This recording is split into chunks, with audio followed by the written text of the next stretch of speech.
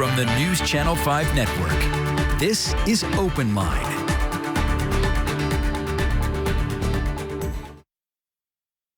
Hello, everyone. Welcome to OpenLine. Glad you are with us tonight.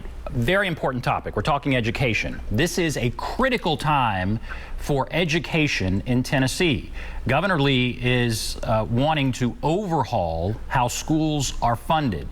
Many districts across the state have major concerns with how schools are funded now, but the devil is in the details. What will this mean when there is a change to the way schools are funded? Will it mean more money? Will it mean less money? So there's a major debate that is going to take place in this General Assembly, and that's what we want to talk about tonight. Education, how will it be funded in Tennessee? We have with us two people joining us via Zoom, as our guests do, from the Education Trust. We have Gini Pupo-Walker. She is the state director, and Reggie Nash. He is the external relations manager, both again with the Education Trust. Thank you both for being here. Thank you for the invitation. So, Gini, let me start with you. First of all, just tell us, the Education Trust, what is that? Is that a partisan organization? Explain what the Education Trust is. So the Education Trust is a nonpartisan advocacy organization. It's about 25 years old. It was formed in Washington, D.C., really focused on what we would consider today an education equity kind of agenda. We're really addressing gaps between an achievement and opportunity between student groups. We now have offices in 7 states. So we opened an office here in Nashville 2 years ago this month, and we advocate on a whole host of issues in K-12, pre-K 12 to 12, and also in higher education. And you're state director. You're also a Metro School Board member, but you're here tonight talking about state director and state funding. And Reggie, you heard me start the show by saying this is a critical time for education in Tennessee. Is that an accurate statement, and why? Yes, it's a very accurate statement. Right now, we're seeing Governor Lee at the end of last year called for a statewide conversation on the BEP, which is our state's funding formula. The current BEP funding formula has been in place for the last 30 years, and we're really at an opportunity that's really a once-in-a-generation conversation around how do we reimagine how schools are funded in Tennessee, and how do we think about how those changes can affect improving outcomes for those students in Tennessee as well. So how optimistic are you that this will lead to positive change? I mean, I guess the devil is in the details, but how optimistic are you that we're going to be in a better place after this is all said and done? Gini. I think we are very encouraged. The Education Trust, when we opened our office, one of our key sort of priorities was around really addressing access to funding and resources for students in schools. We know that not all schools are resourced the same, that kids across Tennessee have very different experiences. And we also know that Tennessee is 46th in the country in how much we spend per pupil, which is around $10,000. The average is around $15,000 nationwide. So we knew not only that we're spending less than we should on students, but we also know that that money was not being allocated equitably in a lot of cases. And so, we know that the governor has really set forth an ambitious kind of listening agenda the past three months or so. But we know that this is it's a heavy lift in this legislative year. And I know Reggie can talk a lot more about that, but it is likely to be the signature achievement of this legislative session if they're able to pass funding reform this year. 46th in the nation when it comes to per pupil spending, when it comes to spending on education. We are low. And we are low. Reggie, do you think this will lead to more money for education? Will we see more money going in, or will we see a plan that just kind of reallocates how the current amount of money is spent? Well, I think it's going to be a mixture of both. We're hopeful that there will be increased investment in education. We know that, if you're ranking in the bottom 10 in spending, there's definitely opportunity for increased expenditures there. However, as Gini was saying, we're really optimistic to think about how that money is equitably allocated, thinking about how that money is repurposed to reach the students that need it. As we think about, which we really share in the governor's commitment to moving to a student-centered, student-weighted formula, really thinking about how students, communities, schools that have unique needs and unique opportunities that need to be addressed have the opportunity to have those funds reach them. And because of the robust conversation and public engagement that's been happening the last several months across the state with Governor Lee, the Commissioner of Education, and the Tennessee Department of Education, I would say that we are very optimistic that there could be some positive movement, and we see more dollars going into Tennessee schools, but also making sure that those dollars are being used more equitably to reach the needs of more students. I interviewed. I'll just here, go ahead. That we know we have the largest budget surplus in history in Tennessee right now, which I think provides a window for the governor and for the legislature. They have an opportunity to inject a whole lot of money on the front end of this to do what we would call the whole harmless, where no districts lose money, but some districts may get more money.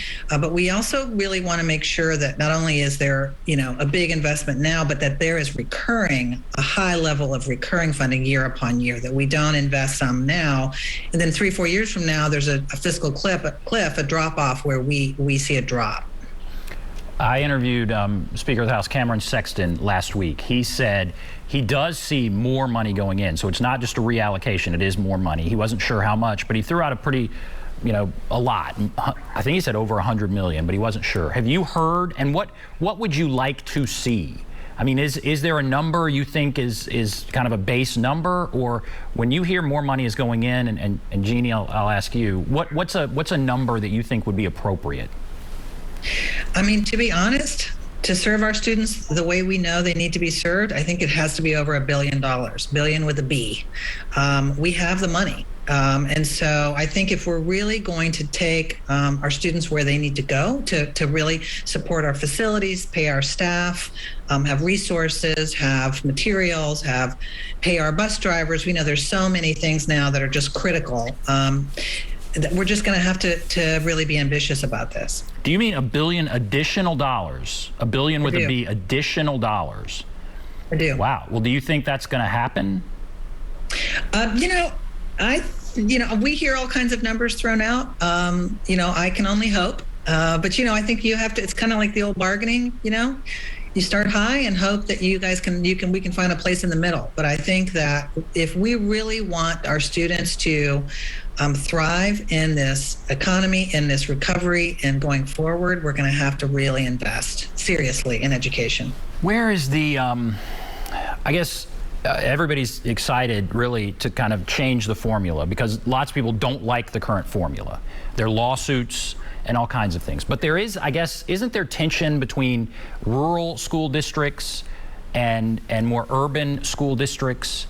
And could you lay out what that tension is and how that could be either exacerbated, I guess, if the funding formula comes down a certain way, or how it could be alleviated? And Reggie, I don't know, can you do that? What is the, or do you want to, Gini? Yeah, go ahead, Gini. What is the tension between rural, and we have a lot of rural districts, and urban, Davidson County, Shelby, a couple other cities. What's the tension there? Well, the good news is that the model, that last week the Commissioner of Education released a draft of a framework of a new formula. And so really what Education Trust is talking about, what so many advocates and the governor and the commissioner are talking about is moving, basically imagine wiping the slate clean. And you are rebuilding this formula, and what you're doing is you're centering the student at the center of this formula. So for example, imagine a student, we're going to say his name is Ben, right? And we're going to apply a base weight, something around, say the national average is around $6,000. Every student in Tennessee starts with $6,000 of state funding. And then you put on top of that what we call weights. And so each of those weights is a different characteristic of students. A student that's low income, a student that has a disability, a student that lives in a rural community, a student who is learning English, a student who might have dyslexia. And so what you do then is you take those weights and you kind of stack them on that base. And so what we know is that it costs money to teach students in rural communities.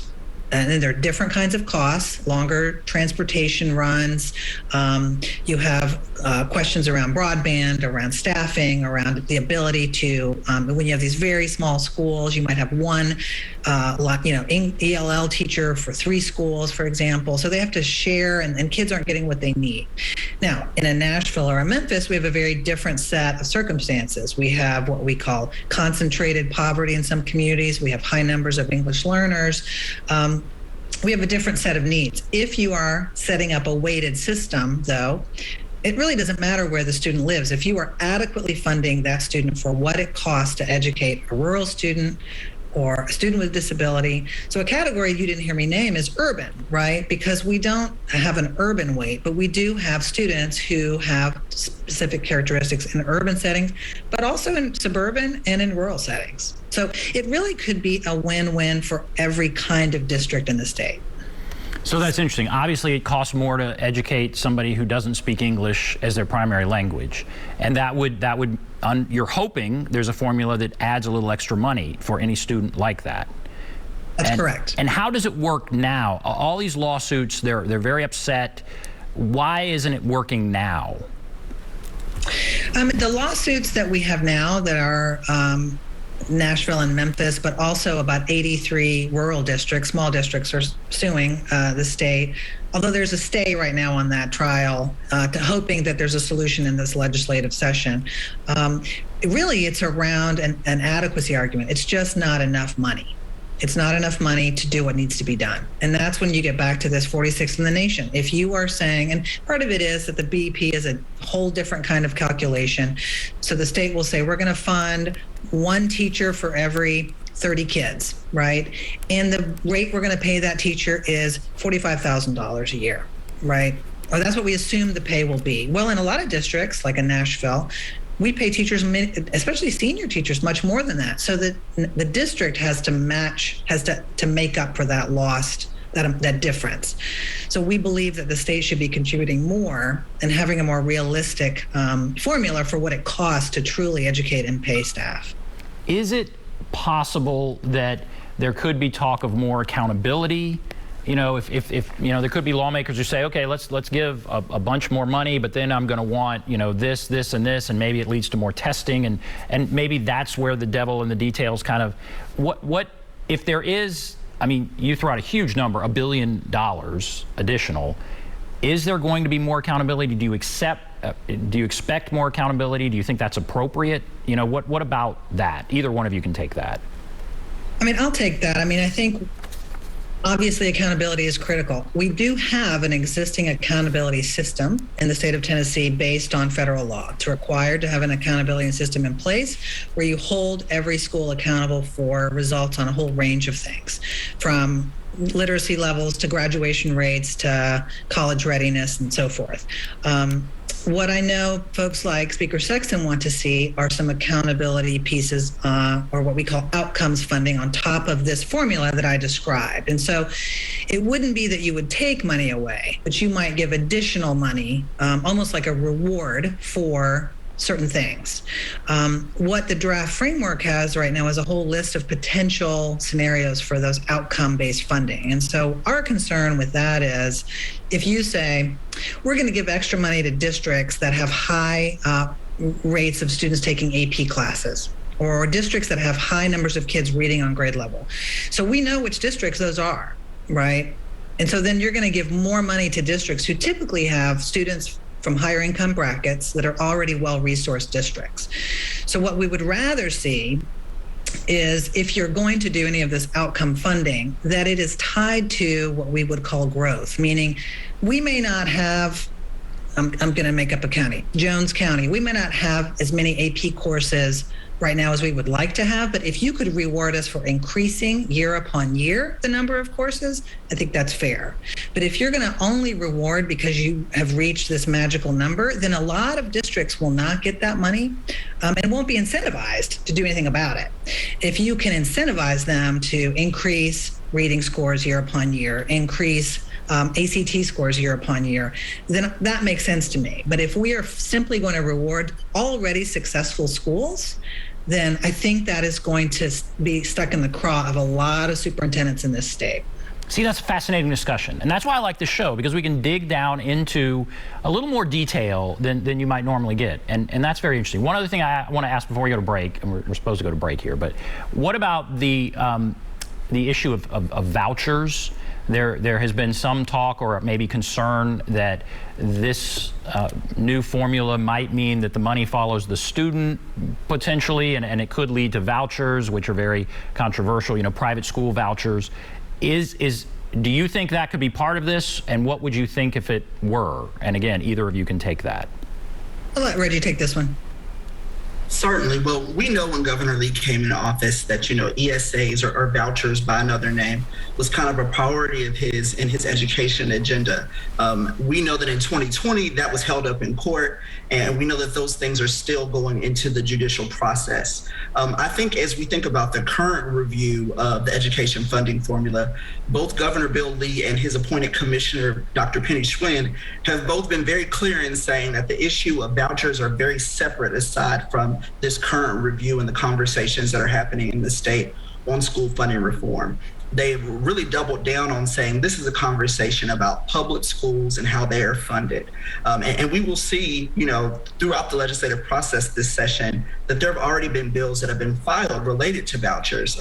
There was a bill that was brought up, I believe, last week, introduced, basically saying that it would offer vouchers to students who were zoned to schools in the Achievement School District, which is our state's turnaround district, and also in school districts that provided virtual learning during the school year in response to COVID-19.